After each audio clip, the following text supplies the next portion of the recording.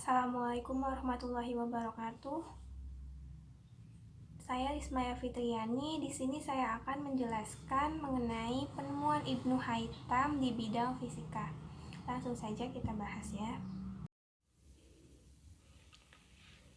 Sekarang kita akan membahas penemuan Ibnu Haytham di bidang fisika.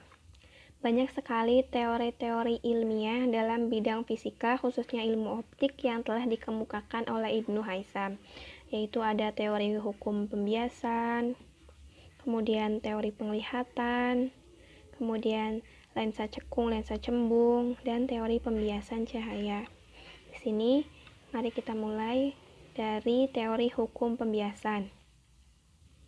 Nah, teori hukum pembiasan atau fenomena atmosfera. Ibnu Haytham berkontribusi besar pada studi pemantulan dan pembiasan. Nah, Ibnu Haytham ini memusatkan studinya pada hukum pemantulan pada cermin parabola dan bola. Nah, termasuk fenomena abrasi optik. Sebuah kasus dalam cermin parabola yang kemudian dikenal sebagai Alhazen's problem, ia pecahkan secara geometri. Kemudian, beberapa abad selanjutnya, saintis optik Huygens memecahkannya secara matematis. Nah, dalam studi hukum pemantulan cahaya, Ibnu Haytham telah memperkenalkan hukum kedua pemantulan, yaitu bahwa sinar datang, garis normal, dan sinar pantul berada dalam satu bidang. Kemudian, selama Ibnu Haytham di Spanyol, ia melakukan beberapa penyelidikan dan percobaan ilmiah berhubungan dengan optik. Penemuannya ini dikenal sebagai hukum pembiasan, yaitu hukum fisika yang menyatakan bahwa sudut pembiasan dalam pemancaran cahaya akan sama dengan sudut masuk. Kemudian, menurut pengamatan Ibnu Haytham, beliau berpendapat bahwa cahaya merah di kaki langit di waktu pagi atau fajar bermula ketika matahari berada di 19 derajat di bawah kaki langit.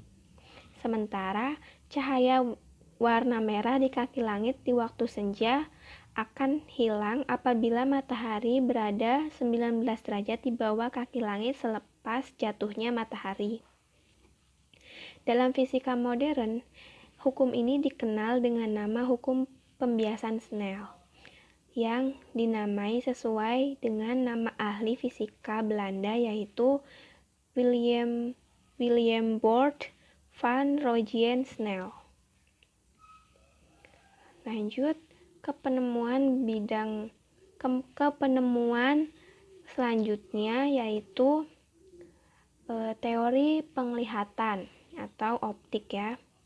Nah, optik ini terdiri dari dua bagian, yaitu teori visi dan teori fisiologi terkait mata dan psikologi persepsi. Dan yang lainnya, teori cahaya yang terkait optik geometris dan optik fisik.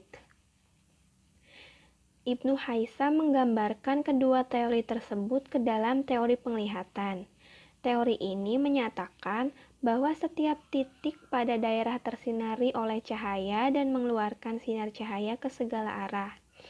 Tapi, hanya satu sinar dari setiap titik yang masuk ke mata secara tegak lurus dan dapat dilihat. Sedangkan cahaya lain yang mengenai mata tidak secara tegak lurus tidak dapat terlihat. Ia menggunakan kamera lubang jarum sebagai contoh. Kamera tersebut menampilkan sebuah citra terbaik. Nah, Ibnu Haytham itu menganggap bahwa sinar cahaya adalah kumpulan partikel kecil yang bergerak dengan kecepatan tertentu. Ibnu Haytham juga mengembangkan teori Ptolemy mengenai refraksi. Namun, usaha Ibnu Haytham tidak dikenal Eropa sampai abad ke-16.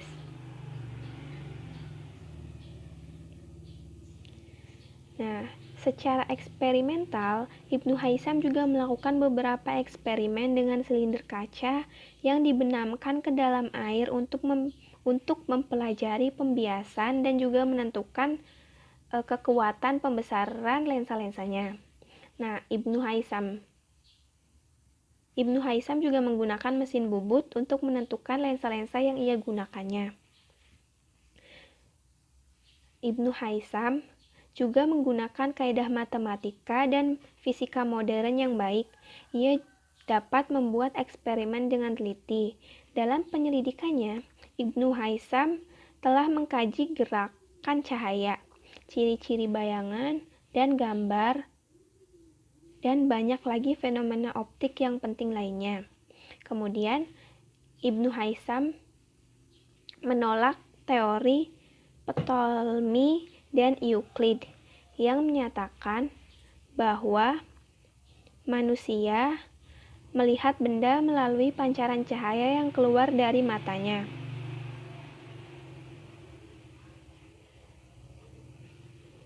Tetapi Ibnu Haisam memutar teori tersebut yang disebut sebagai teori intromisi, karena menurut Ibnu Haisam bukanlah karena ada sinar yang dikirimkan oleh mata kepada benda yang kelihatan itu, tetapi sebaliknya, yaitu matalah yang menerima sinar dari benda-benda itu yang lantas melalui bagian mata yang dapat dilalui cahaya, yakni lensa mata.